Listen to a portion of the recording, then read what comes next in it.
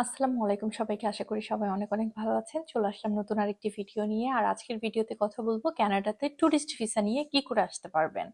এখন কথা হচ্ছে টুরিস্ট ভিসা নিয়ে আপনাদের যে একটা প্রশ্ন থাকে যে আপু কোন এজেন্সির কাছে যাব, কে অ্যাপ্লাই করে দিবে।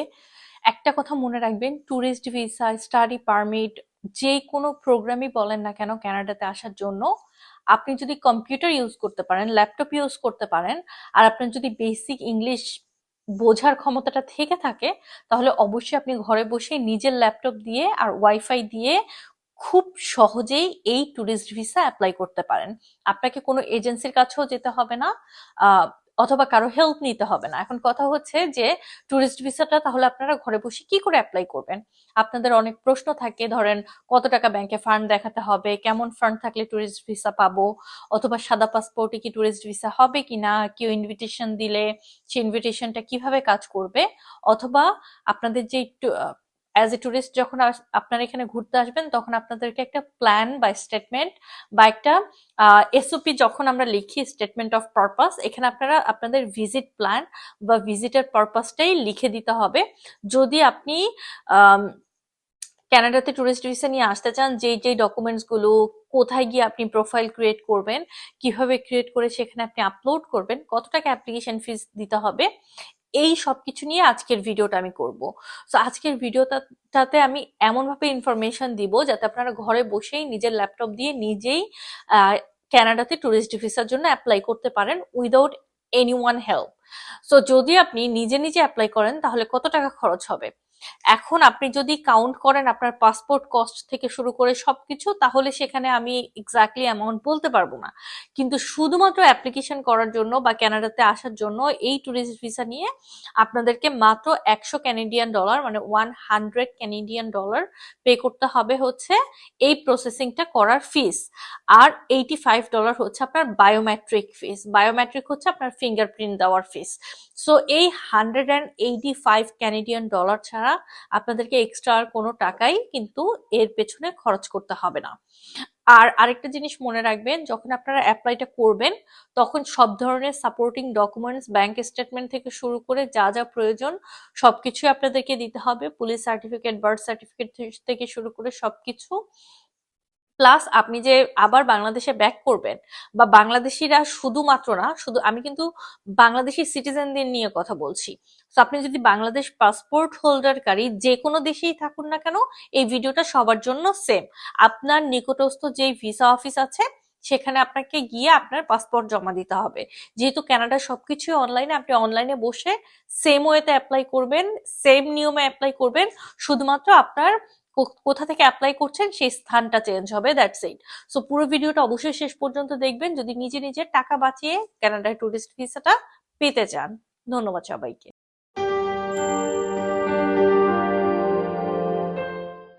কানাডা ভিজিট ভিসা 2023-এ কি করে আবেদন করবেন, প্রত্যেকটা স্টেপস ছবি সহকারে, মানে কি করে প্রত্যেকটা স্টেপ একটার পর একটা অনলাইনে নিজে নিজে ঘরে বসে আবেদন করবেন, সেটা ছবি সহ, ধাপ সহ একদম ক্লিয়ারলি বুঝিয়ে দেওয়ার চেষ্টা করব। সো পুরো ভিডিওটা অবশ্যই শেষ পর্যন্ত দেখবেন। আর যেখানে আপনারা বুঝতে না পারেন সে ব্যাপারে আপনারা আমাকে কমেন্টস বক্সে কমেন্টস করতে পারেন, আমি চেষ্টা করব সেগুলো অ্যান্সার করার জন্য। সো প্রথমেই কথা হচ্ছে যে কানাডা ভ্রমণের জন্য যদি আপনার ট্যুরিস্ট ভিসা নিতে চান তাহলে আপনাকে অবশ্যই কয়েকটা ব্যাপার 100% ক্লিয়ার করতে হবে। আপনি যদি মানে কোনো প্রুফ ছাড়া, প্রমাণ ছাড়া, কোনো লেটার ছাড়া শুধু শুধু মানে ট্যুরিস্ট ভিসার জন্য অ্যাপ্লাই করে বসেন, হয়তো বা কোনো একটা সামান্য পেপারস যদি মিসিং থাকে সেটার জন্য কিন্তু ভিসা অফিসার আপনার ভিসাটা ক্যান্সেল করে দিতে পারে। সো অবশ্যই সেগুলো আপনাকে মাথায় রাখতে হবে। আর কানাডা ভিজিট ভিসা অনলাইনে আবেদন করার প্রত্যেকটা ধাপ, কি কি ডকুমেন্টস প্রয়োজন, আর আবেদনের ফিস কত টাকা, এই তিনটা ব্যাপারই আজকে আমি বেশি আপনাদের জন্য ফোকাস করব। সো প্রথমত চলুন জানি যে কি করে আবেদনটা করবেন। প্রথমে আপনাদেরকে যেটা করতে হবে সেটা হচ্ছে আইআরসিসির অফিসিয়াল ওয়েবসাইটে চলে যেতে হবে। আমি এখানে আপনাদেরকে লিঙ্ক দিয়ে দিয়েছি। যখন আপনারা ওয়েবসাইটে যাবেন তখন ওয়েবসাইটের পেজটা অনেকটাই এরকম ছবির মতো দেখা যাবে। আর সেখানে আপনারা এখানে দেখতে পাবেন ভিজিট ক্যানাডা। ভিজিট ক্যানাডাতে আপনাদের ক্লিক করতে হবে, ঠিক আছে। যখন আপনারা এই ভিজিট ক্যানাডাতে ক্লিক করবেন, এখানে আমি 5টা ধাপ কিন্তু দিয়ে দিয়েছি যে কোথা থেকে কোন পৃষ্ঠা থেকে কোন পৃষ্ঠায় যেতে হবে। ভিজিট পৃষ্ঠায় আবার ভিজিটর ভিসার জন্য আবেদন, যেটা কিনা apply here, C this apply, এই ক্লিক করবেন, এই বাটনে ক্লিক করবেন। তারপর হচ্ছে বিকল্প 5 নির্বাচন করুন। এখন কথা হচ্ছে যখন আপনি 5 নির্বাচন করছেন অ্যাপ্লাইয়ের জন্য, তখনই আপনি কিন্তু আপনার কাঙ্ক্ষিত পেজটিতে চলে যাবেন, যেখানে আপনি অ্যাপ্লাইয়ের প্রত্যেকটা জিনিস পেয়ে যাবেন। যেহেতু আপনি ট্যুরিস্ট ভিসা অ্যাপ্লাই করবেন, তারপরের পেজটি আপনাকে এরকম একটা ছবি দেখাবে। সেটাতে আপনাকে এখানে লেখা থাকবে যে apply for a visitor visa for myself, আপনার নিজের জন্য, সামওয়ান এলস, আপনি অন্য কারোর জন্য, অথবা আপনার জন্য, or on behalf of someone else. So আপনাকে যেটা করতে হবে, আপনি যদি নিজে একা আসেন সেক্ষেত্রে শুধু আপনি আপনার মাইসেলফটা চুজ করবেন। আর আপনি যদি আপনার পরিবার সহ আসতে চান, ধরেন আপনার স্পাউস, আপনার প্যারেন্টস, আপনি সহ, তাহলে সেটা আপনি এখানে ক্লিক করবেন। আবার ধরেন আপনি নিজের জন্য না, শুধুমাত্র আপনার স্পাউসের জন্য অ্যাপ্লাই করতে চাচ্ছেন, তখন শুধু আপনি এটা, অন্য কারো হলে শুধু এইটা চুজ করবেন। সো এটা খুব বেসিক একটা জিনিস, এটা ডিপেন্ডস করে আপনি কার জন্য অ্যাপ্লাই করছেন। তো আপনি যদি শুধু নিজের জন্য করেন তাহলে ফার্স্টেরটা ক্লিক করবেন। এরপরে হচ্ছে আপনাকে অবশ্যই যেটা করতে হবে সেটা হচ্ছে একটা অ্যাকাউন্ট ক্রিয়েট করতে হবে। সো যখনই আপনি অ্যাপ্লাইটা করে দিবেন, এই অনলাইন অ্যাকাউন্টের যে ক্রেডেনশিয়ালগুলো আছে, সেই ক্রেডেনশিয়াল দিয়ে যদি আপনি লগ ইন করেন, সেই লগ ইনে কিন্তু আপনাকে প্রত্যেকটা জিনিস স্টেপ বাই স্টেপ দেখিয়ে দিবে। সো আপনি ধরেন আজকে যদি সাবমিট করেন এই অ্যাকাউন্টেই, আপনি কালকে ঢোকার পরে যদি দেখেন যে লেখা থাকবে নেক্সট স্টেপ হচ্ছে we received your applications on this date, একটা ডেট দিবে, your file is under processing, something like that. এরপরে যখন আপনাকে মেডিকেল রিকোয়েস্ট পাঠাবে, ওখানে লেখা থাকবে যে we are requesting you to give us your medical report. So তখন কি আপনাকে মেডিকেলটা করাতে হবে। সো এইরকম যদি কোনো ডকুমেন্টস মিসিং থাকে, they will ask you to provide it to them. So আপনি লগ ইন করে এখানে শুধু আপনার ওই ডকুমেন্টসটা স্ক্যান করে অনলাইনে সাবমিট করে দিবেন soft copy. So it's very easy process, ঠিক আছে। এবার হচ্ছে আপনার জিসিকে অ্যাকাউন্টটা কিভাবে ওপেন করবেন। আপনি যখন সাইন ইনে গিয়ে দেখবেন এই পেজটা আপনাকে দেখাবে। সো যাদের অলরেডি জিসিকে অ্যাকাউন্ট আছে তারা তো সাইন ইন উইথ জিসিকে অ্যাকাউন্ট করবেনই, আর যাদের নেই তাদেরকে don't have an account register করতে হবে। রেজিস্টারে ক্লিক করলে জাস্ট আপনারা স্টেপসগুলো ফলো করবেন, যেরকম আপনার first name, last name, email address, আপনার ফোন নাম্বার, যা যা চায় এগুলো সব কিছু দিয়ে আপনি এখানে রেজিস্টারটা করবেন। রেজিস্টারের প্রসেসটা খুবই ইজি। আপনারা যারা নর্মালি একটা ফেসবুকের অ্যাকাউন্ট ওপেন করতে পারেন, এর থেকেও ইজি হচ্ছে এই অ্যাকাউন্ট ওপেন করা। So it's very easy.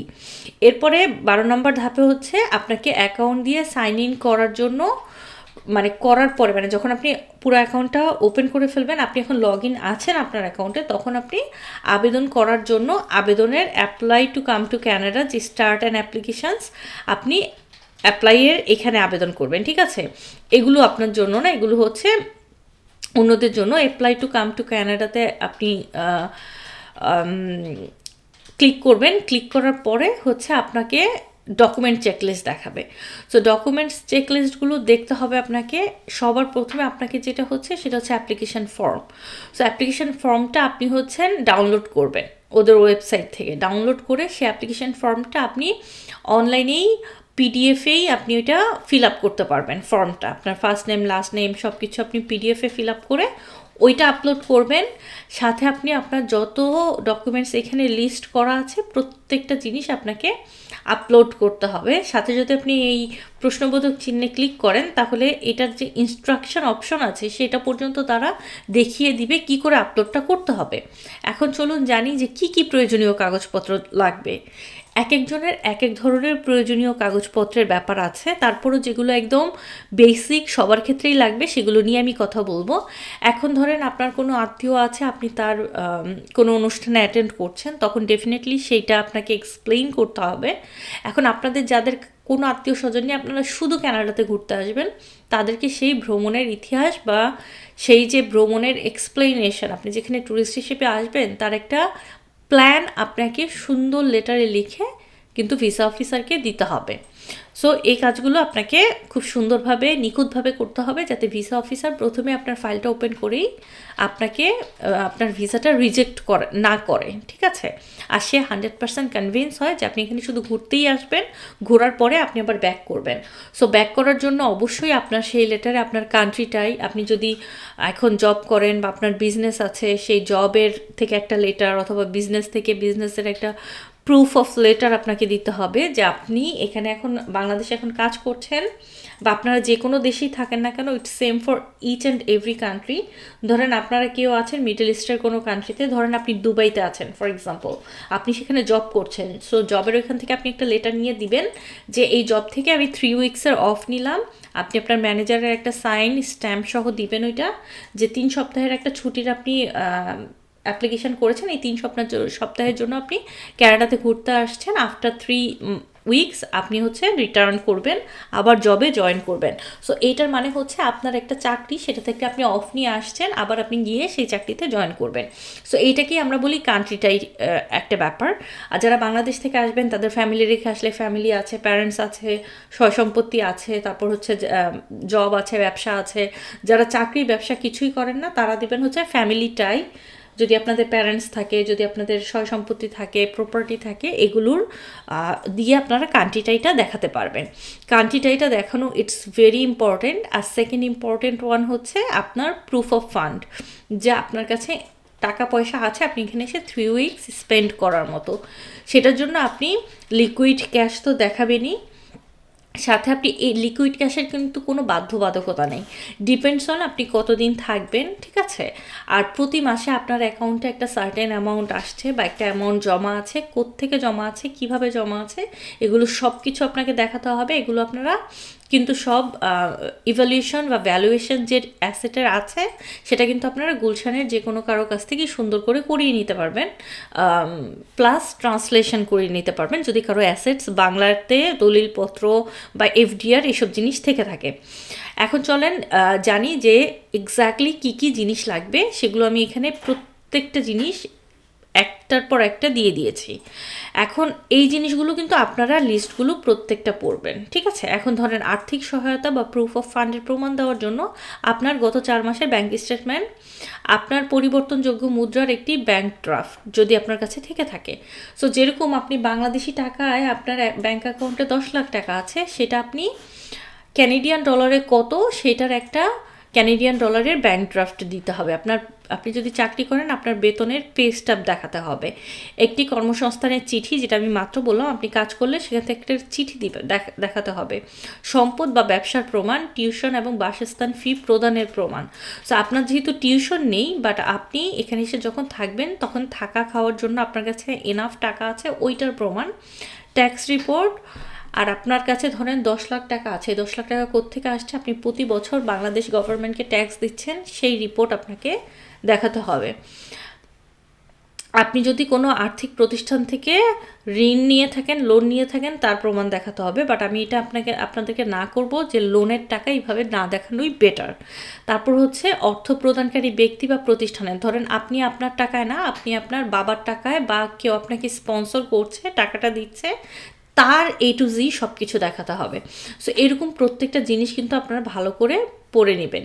সাথে আপনাদের একটা 2টা ডিজিটাল পিকচার লাগবে, সেটারও একটা ডিজিটাল পিকচারেরও একটা এখানে স্পেসিফিকেশনস দেওয়া আছে। সেটা আপনারা যদি ভালো কোনো ছবির স্টুডিওতে যান তাহলে কানাডা ভিজিট ভিসার জন্য তারা আপনাদেরকে হেল্প করবে ক্লিক করে দিতে। আপনার আপ টু ডেট পাসপোর্ট যত নতুন হবে তত ভালো, তাহলে আপনি আপ টু 5 ইয়ার্সের ভিসাও পেতে পারেন। তারপর হচ্ছে আমন্ত্রণপত্র, যেটা ইনভিটেশন লেটার আমি বললাম, কারো যদি রিলেটিভ থাকে, কেউ থাকে যদি ইনভিটেশন দিতে চায়, সেটা যদি প্রযোজ্য হয় আপনার ক্ষেত্রে, আপনার ব্যাপারে ওইটাও দিতে হবে। ভ্রমণের ইতিহাস, আপনি আগে যত দেশে ঘুরেছেন প্রত্যেকটা দেশের যদি আপনার কোনো পুরনো পাসপোর্টেও কোনো ভিসা থেকে থাকে সেটাও আপনি দিবেন। আসা যাওয়ার সময় যে ভিসা স্ট্যাম্প লেগেছে, ঢোকার ডেট, বের হওয়ার ডেট, ওগুলো সব লাগবে। সো এই জিনিসগুলো প্রত্যেকটা জিনিস আপনাদের কিন্তু খুবই ইম্পর্ট্যান্ট। ভ্রমণের উদ্দেশ্য পড়বেন, এগুলো খুবই জানা খুবই দরকার, ঠিক আছে।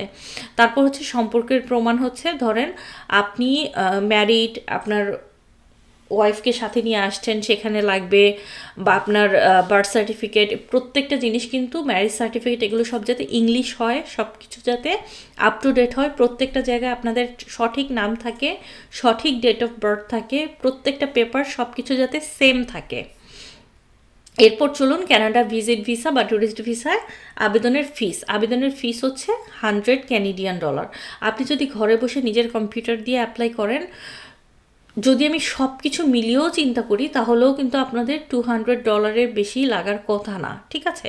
ফটোকপি করার ব্যাপার থাকে, স্ক্যান করার ব্যাপার থাকে, অনেকের বাসায় ফটোকপি মেশিন আছে, তাদের সেক্ষেত্রে কোনো টাকা পয়সারই লাগার কথা না। আর যদি আপনি ফিঙ্গারপ্রিন্ট গত 10 বছরে কানাডার জন্য কখনো দিয়ে না থাকেন তাহলে $85 আপনাকে ফিঙ্গারপ্রিন্ট দিতে হবে। That's it. এই হচ্ছে কানাডাতে ট্যুরিস্ট ভিসা আবেদনের A to Z। এরপরেও যদি কোনো প্রশ্ন থেকে থাকে অবশ্যই আমাকে কমেন্টস বক্সে জানাবেন। আমি যে পিকচারগুলো দেখিয়ে দিয়েছি এই uscanadavlog.com এর ওয়েবসাইটে এসে সেগুলো দেখে স্টেপ বাই স্টেপ আবেদনের চেষ্টা করবেন। আর কানাডা ভিজিট ভিসা অ্যাপ্লিকেশনের যে ফর্ম সেটা ফিল আপ করা অনেক ইজি। আমার আরেকটা ভিডিওতে, পুরান একটা ভিডিওতে কিন্তু সেই ফর্মটা ফিল আপ করারও A to Z দেয়া আছে, যে কোন ঘরে কি লিখতে হবে, কোথায় কি বসাতে হবে। বাট এটা খুবই সামান্য একটা ব্যাপার। যারা আপনারা স্কুল কলেজে কোনোদিন ভর্তি হয়েছেন, ফর্ম ফিল আপ করতে হয়েছে, ঠিক সেইভাবেই এই ফর্মটাও ফিল আপ করতে হবে আপনাদেরকে। প্রত্যেকটা ডাইরেকশন তারা দিয়ে দিয়েছে আপনাদেরকে, শুধু আপনাদের ফার্স্ট নেমের জায়গায় ফার্স্ট নেম, ডেট অফ বার্থের জায়গায় ডেট অফ বার্থ, লাস্ট নেমের জায়গায় লাস্ট নেম, এই জিনিসগুলোই বেসিক্যালি দিতে হবে। কান্ট্রি অফ বার্থ, এই সিটি অফ বার্থ, এই জিনিসগুলোই শুধু সব ঠিক রাখবেন। সব কিছু ঠিকঠাক করে যদি আপনারা নিজেরাই ফিল আপ করতে পারেন তাহলে কানাডা ট্যুরিস্ট ভিসা আবেদন করা নিজেরাই আবেদন করা খুব সহজ একটা ব্যাপার।